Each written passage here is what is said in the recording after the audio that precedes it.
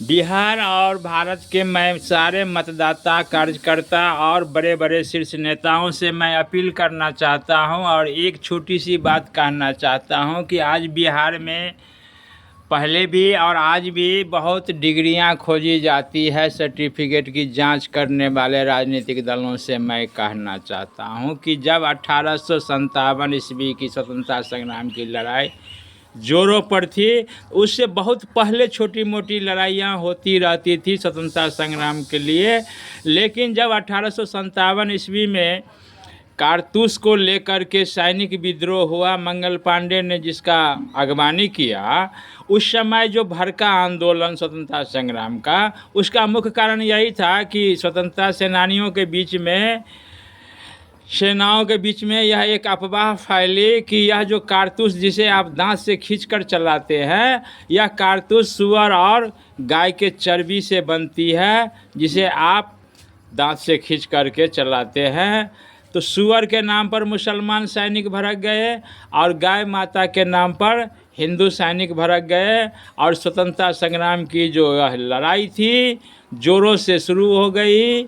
उसके बाद में जब स्वतंत्रता हो गई, प्राप्त हो गई, संविधान जब बना, तो संविधान निर्माता डॉक्टर भीमराव बाबा साहब अम्बेडकर ने इन बातों पर फोकस किया कि स्वतंत्रता संग्राम की लड़ाई तो सभी लोग लड़े हैं ना, महिला लड़े हैं और पुरुष लड़े हैं, बूढ़े लड़े हैं, जवान लड़े हैं, नौजवान लड़े हैं, सभी तरह के लोग लड़े हैं, शिक्षित भी लड़े हैं और अशिक्षित भी लड़े हैं, पढ़े लिखे भी लड़े हैं और अनपढ़ भी लड़े हैं।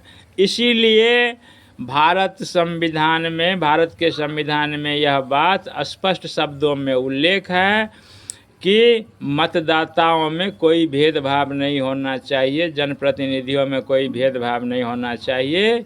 एक अंगूठा छाप भी उतना ही महत्व रखेगा जितना कि कोई बीए एमए पास है।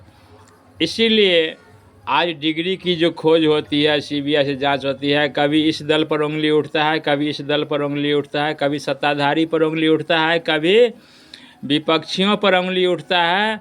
यह बात भारतीय संविधान का खुल्लम खुल्ला उल्लंघन है। जिस तरह हो, जनमत हो, बहुमत हो, जिस नेता को, कार्यकर्ता को बहुमत प्राप्त हो, वह उस योग्य कहलाता है। वह शिक्षित अशिक्षित, मैट्रिक 7वीं 8वीं या 11वीं की बात करने वाले नेताओं, कृपया अगर फुर्सत का समय हो तो 10 मिनट के लिए आप भारतीय संविधान का अध्ययन कर लीजिए। आपका विजन क्लियर हो जाएगा।